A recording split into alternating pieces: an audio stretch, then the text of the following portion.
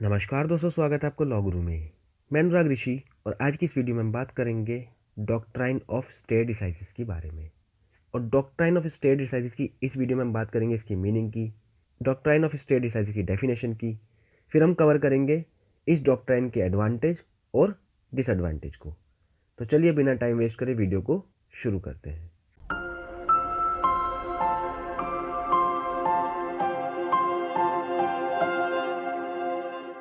Doctrine of stare decisis, बात करते हैं सबसे पहले इसकी मीनिंग की। तो दोस्तों, स्टेट डिसाइसिस एक लैटिन फ्रेज है जिसका मतलब होता है to stand by decided cases, to uphold precedents और टू मेंटेन फॉर्मर एडजुडिकेशंस।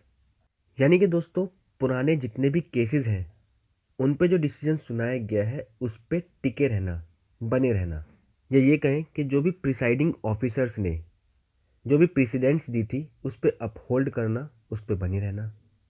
या फिर फॉर्मर एडजुडिकेशन जितनी भी हमारी हैं, पुरानी जितनी भी एडजुडिकेशंस हैं उनको मेंटेन करना, इसको कहते हैं हम डॉक्ट्राइन ऑफ स्टेट डिसाइसिस।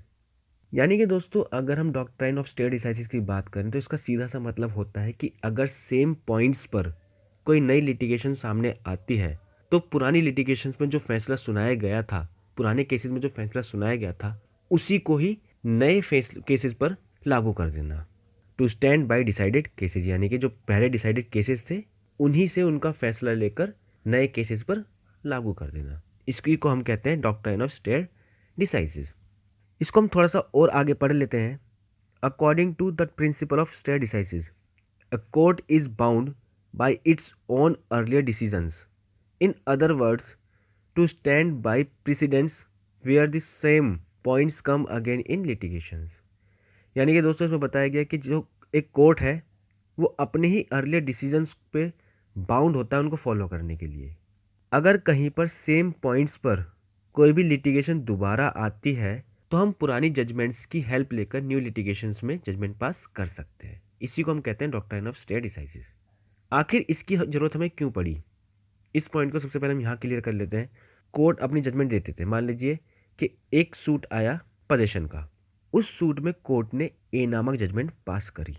फिर कुछ टाइम बाद दोबारा पोजेशन का सूट आया और उस केस में कोर्ट ने बी नामक जजमेंट पास करी।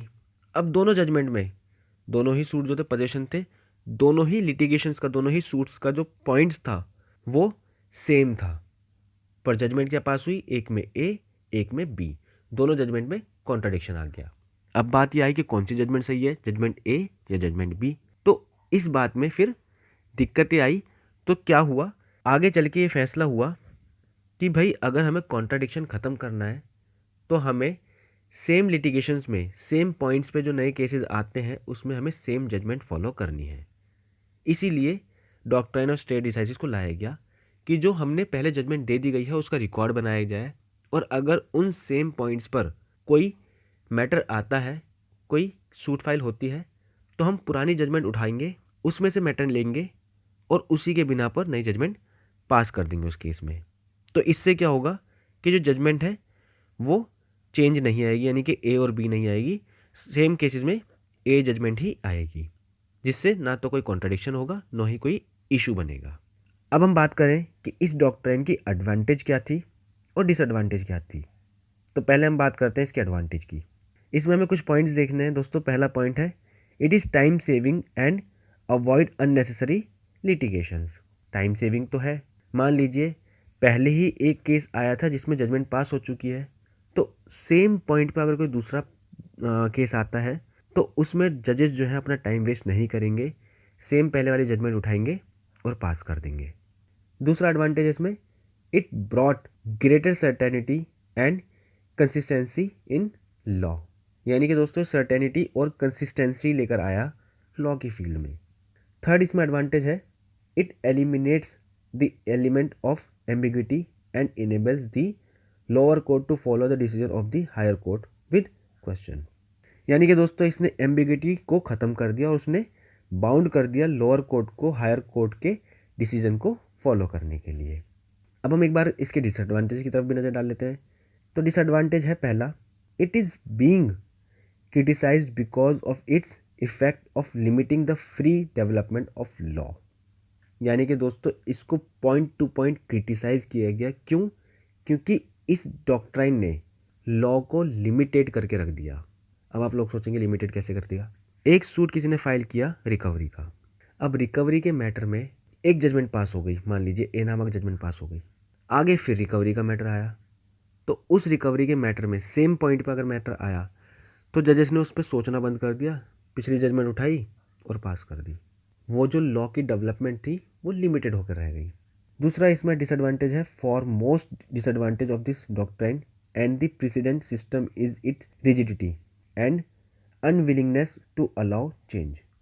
यानी कि दोस्तों ये जो डॉक्ट्राइन है रिजिड है और इसमें चेंज के लिए कोई भी प्रोविजंस नहीं है, ये भी डिसएडवांटेज है। थर्ड पॉइंट है it's complexity which sometimes makes the situation more uncertain. यानी कि दोस्तों इसकी जो कम्प्लेक्सिटी है जो कभी कभी सिचुएशन को अनसर्टेन बना देती है, ये भी इसकी डिसएडवांटेज है। और फोर्थ और लास्ट डिसएडवांटेज है, many time judicial decisions deemed as mistakes are being continued in the form of precedent law. यानी कि दोस्तों कभी कभी क्या होता था कि जो डिसीजन थे जजेस के जो थे वो कभी कभी मिस्टेक्स से आ जाते थे, बाय मिस्टेक उनसे डिसीजन में गलती हो जाती थी। अब इस डॉक्ट्राइन की वजह से क्या होने लगा कि अगर एक डिसीजन बाय मिस्टेक गलती से आ गया, बाय मिस्टेक आ गया, वही मिस्टेक हर एक जजमेंट में फॉलो की गई, तो ऐसे एक मिस्टेक ने कितने ही केसेस को ख़राब किया। अगर ये डॉक्ट्राइन नहीं होता, अगर ये चीज़ें फॉलो नहीं की जाती तो शायद वो मिस्टेक जो है बार बार फॉलो नहीं की जाती। इसलिए इसमें बताया गया, क्रिटिसाइज़ किया गया कि इस डॉक्ट्राइन की वजह से जो चेंजेस हैं वो नहीं हो पाते और जो मिस्टेक्स हैं वो कंटिन्यू होती रहती हैं। आई होप कि आपको डॉक्ट्राइन ऑफ स्टेट डिसाइसिस का कंप्लीट लेक्चर स्टार्टिंग से लेकर लास्ट तक समझ में आया होगा। अगर समझ में आ गया तो लाइक मारो यार। आज की इस वीडियो में बस इतना ही। अपनी अगली वीडियो में बात करेंगे किसी नए टॉपिक को लेकर। इस वीडियो के नोट्स का लिंक हमने इस वीडियो के डिस्क्रिप्शन बॉक्स में डाल दिया है, तो आप चाहें तो उस लिंक पर क्लिक करके उन नोट्स को डाउनलोड भी कर सकते हैं। साथ ही साथ हमने इस वीडियो के डिस्क्रिप्शन बॉक्स में अपने फेसबुक पेज का लिंक और अपने इंस्टाग्राम अकाउंट का लिंक भी डाल दिया है, तो अगर आपको कोई डाउट है तो हमें वहाँ पर मैसेज करके अपने डाउट को क्लियर कर सकते हैं, या आप लोग चाहें तो इस वीडियो के कमेंट बॉक्स में कमेंट करके भी अपने डाउट को क्लियर कर सकते हैं। अगर वीडियो अच्छी लगी तो इसे लाइक करें, साथ ही साथ अपने दोस्तों तक इस वीडियो को शेयर करना ना भूलें। और अगर आपने अभी तक हमारे यूट्यूब चैनल को सब्सक्राइब नहीं किया है तो चैनल सब्सक्राइब करके बेल आइकन जरूर दबाएं। धन्यवाद।